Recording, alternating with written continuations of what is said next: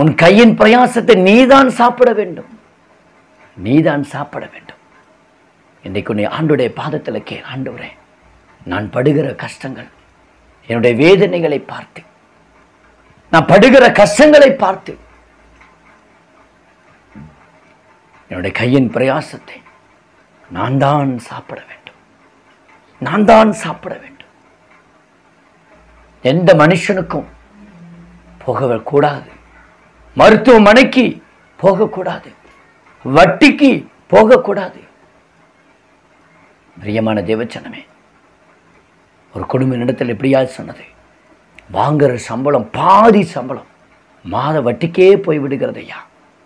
என்ன செய்வதுன்னு தெரியல. வேதனை. அவர்கள் சொன்ன ஒரு காரணம் வேதனையாக இருந்தது. நான் சம்பாதித்து நான் அந்த வட்டியை கட்டி கட்டி கட்டி இப்போ என்னுடைய பிள்ளைகளும் வேலைக்கு வந்து விட்டார்கள், அவர்களுடைய சம்பளத்தையும் வாங்கி வட்டிக்கு போய்